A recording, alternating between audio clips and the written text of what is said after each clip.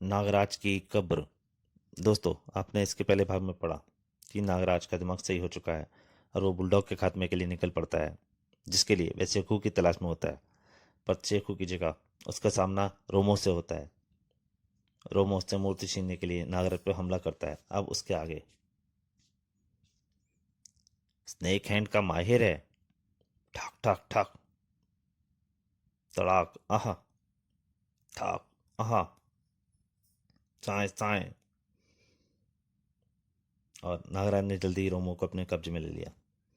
मैं चाहूं तो तुम्हारी जिंदगी छीन सकता हूं, रोमो। भले ही तुम मास्टर हो, लेकिन मेरे मुकाबले नहीं ठहर सकते।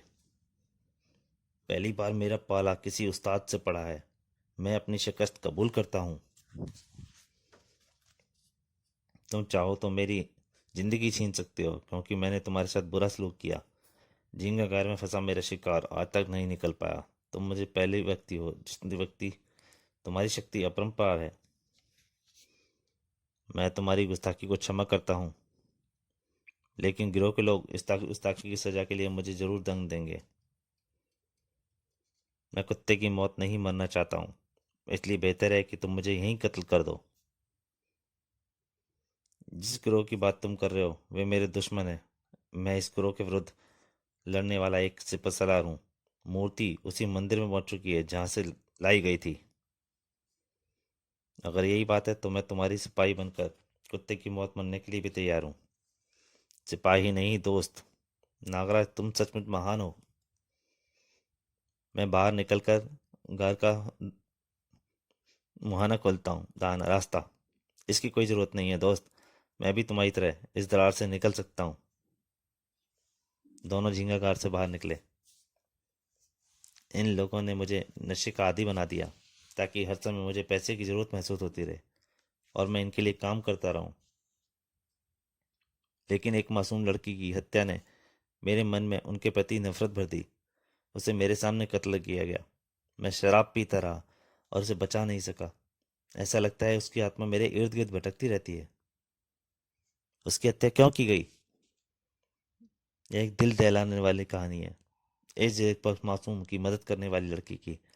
यह किस्सा 6 माह पूर्व का है, जब मुझे एक काम सौंपा गया था। मास्टर ओमो, हेडक्वार्टर से तुम्हारे लिए एक नया काम आया है। किसी कत्ल का काम होगा शिकू। हाँ, हेडक्वार्टर ने बेगार कैंप पे नाम पर से 9 प्रशिक्षण केंद्र खोले हैं। वहां से एक मजदूर भाग निकला था। वह दरअसल एक जासूस था। हर इलाके में नाकेबंदी की गई, परंतु उसका कोई सुराग नहीं मिला। ताज़ा सूचना के अनुसार वह बिल्लौरी बस्ती के करीबी जंगल में छिपा हुआ है। मालूम हुआ है कि एक लड़की उसे एक जंगल में खाना देने जाती है। बिल्लौरी बस्ती में रहने वाली इस लड़की का नाम कामनी है, और इसके साथ सिर्फ एक बूढ़ी औरत है। तुम्हें सिर्फ जूस जासूस की लाश चाहिए ना? हाँ, फिलहाल तुम्हें यही काम करना है। यह रहा उसका फोटो। मैं बिल्लौरी मान जा गांव जा पहुंचा और शीघ्र ही उस घर को तलाश कर लिया जहां कामनी रहती थी। वहाँ एक बूढ़ी औरत थी जो कि अंधी थी। माँ, मैं एक भटका हूँ, मुसाफिर हूँ और एक बड़े संकट में फंसा हूँ। मेरी मदद करो। बोलो बेटा, हम तुम्हारी क्या मदद कर सकते हैं? कुछ डाकू मेरे पीछे पड़े हैं। बस कुछ दिन के लिए सिर छिपाने की जगह मिल जाए तो आपका एहसान कभी नहीं भूलूंगा। मेरे पास कुछ हीरे जवाहरात हैं जिसकी वजह से मेरी जान खतरे में पड़ गई है। मुझे मालूम हुआ कि इस बस्ती के लोग आपको देवी समान मानते हैं। मेरी जान बचा लीजिए। बड़ी मुश्किल से मैं यहाँ तक पहुँच पाया हूँ। मैं से आराधन आपको दे दूंगा। धन का लालच मत दो बेटा, क्योंकि संसार का सबसे बड़ा धन मानवता और पुण्य है जो हमारे पास है। तुम शरण आए हो तो जरूर तुम्हारी रक्षा होगी।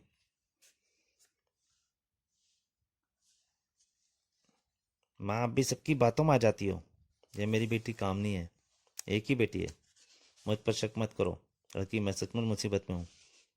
लेकिन तुम्हें यह यकीन कैसे आया कि हम तुम्हारी जान बचा सकते हैं? बस्ती के बाहर एक फकीर मुझे मिला था। उसने मुझे बताया कि इस घर के लोग मुझे बचा सकते हैं। मैं तुम्हें बचा सकती हूँ, लेकिन एक शर्त पर। तुम्हें मुझे बहन बनाना होगा। बहन? हाँ, मेरा एक भाई था, आंधी तूफान का मुकाबला करने वाला दिलेर भाई। बस कुछ हत्यारों ने उससे मुझसे छीन लिया। और अब उस भाई की जगह पूरी करने वाला मुझे वैसा ही भाई चाहिए। वैसे तो अब तक मेरे बहुत से भाई बन चुके हैं, लेकिन यह बात मुझे अब तक किसी ने नज़र नहीं आई जो मेरे भाई में थी। अगर तुम मुझे इस लायक समझती हो तो मुझे तुम्हारा भाई बनकर फक्र होगा। क्या विशेषताएं थी उसमें?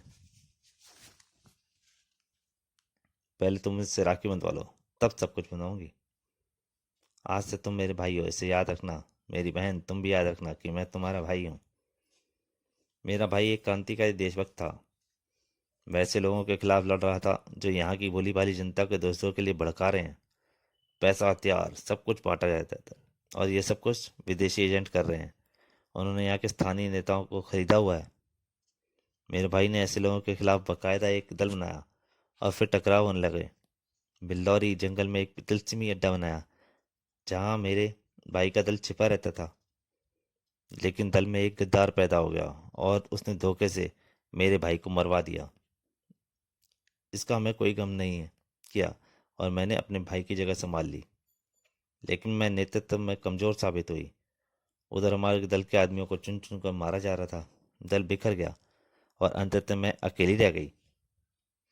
काश मेरे भाई जैसा कोई नेतृत्वशाली भाई मुझे मिल जाए, तो यह दल फिर से गठित हो सकता है, और देशद्रोहियों के खिलाफ भरपूर जंग लड़ी जा सकती है। बस यही मेरे जीवन का उद्देश्य है।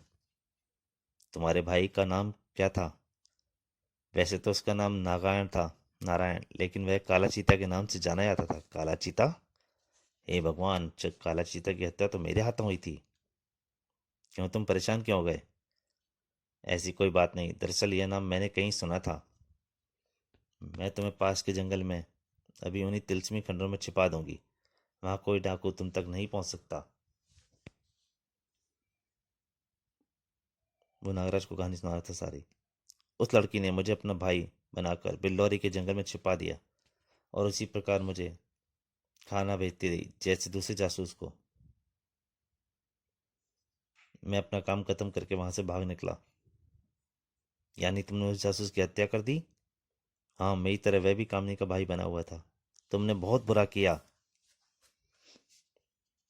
हाँ, इस बुराई की वजह से कई रातों तक मुझे नींद नहीं आई, और फिर एक दिन मुझे मालूम हुआ कि कामनी को पकड़ लिया गया। कामनी को क्यों पकड़ा गया? बुलडॉग के आदेश पर। उसे शक था कि वह जासूस ने उस लड़की को कुछ महत्वपूर्ण जानकारियां दे दी हैं। कामनी को यातनाएं देकर इसकी पूछताछ की जाती रही, फिर उसकी हत्या कर दी गई। तुम्हारी आंखों के सामने हत्या हुई थी। मैं शराब के नशे में था, लेकिन उसके बावजूद मुझे उसकी चीखें आज तक याद हैं। नागराज ने उसके गल पे थप्पड़ मारा। नीच आदमी, तुम अपनी बहन को नहीं बचा सके। मैं नागराज के पैरों में गिर गया। इसीलिए कहता हूँ नागराज, तुम मेरा कत्ल कर दो। हाँ, मैं अपनी बहन का हत्यारा हूँ। अगर तुम मुझसे बचा नहीं सके, तो फिर तुम्हें उसका भरपूर बदला लेना चाहिए था। इसके लिए धन, ताकत और गिरोह की जरूरत मुझे महसूस हुई, क्योंकि मैं अकेला उनके सामने चींटी समान हूँ। इसलिए मैं तुमसे मूर्ति हासिल करना चाहता था। क्या उन लोगों को मालूम है तुम विद्रोह पर उतर आए हो? नहीं, इसका उन्हें कतई एहसास नहीं। वे तो मुझे शराबी और निकम्मा समझकर अब कोई काम नहीं लेते। एक बात याद रखो रोमो, अब तुम सिर्फ इसलिए जिंदा हो क्योंकि तुम्हें अपनी कामनी का सपना साकार करना है।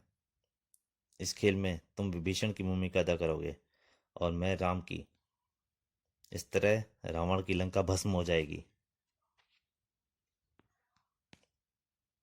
अभी हम शेखू के पास चल रहे हैं, लेकिन उसे हमारी योजना का पता नहीं चलना चाहिए। अब मुझे फिर शराब की तलब महसूस हो रही है। रोमो वापस उसी बस्ती में लौट आया। हम रात के अंधेरे में शेखू तक पहुंचेंगे। बस्ती में अंधेरा फैल गया। अब यह शराब पीनी बंद करो और मुझे शेखू के पास ले चलो। हाँ, अब तक वह अफीम की खेती से लौट चुका होगा। यह जो गोल घेरे में झोंपड़ियां बनी हैं, सब शेखू की हैं। इसके बीच एक बड़ा दान है जिस पर शेखू का मकान खड़ा है। इस गेट से अंदर जाया जाता है। गेट पर शेरगंधारी खड़े हैं। वहीं रुक जाओ, कौन हो तुम लोग? अबे मैं रमू, गधे की औलाद, तुम सबका बाप। यह शराबी बॉस का मुंह लगा है, लेकिन इसके साथ कौन है? यह मेरा भाई है, काम मांगने आया है। रोमो की इतनी बेकदरी की तुम उसे रोकने की हिम्मत कर सको? जाने दो, इससे मुंह क्यों लगते हो? ठीक है, जाओ। सेवकू दलान में बैठा था। रोमो आया है बॉस, अपने भाई को साथ लाया है, उसे यहाँ भेज दो। मैं रोमो का भाई नहीं हूँ और तुमसे अकेले में बात करना चाहता हूँ। क्या मतलब? कौन हो तुम? तो दोस्तों, इस कहानी का दूसरा भाग यहीं तक। आगे के भाग के लिए जल्दी हाजिर होऊंगा। तब तक के लिए नमस्कार।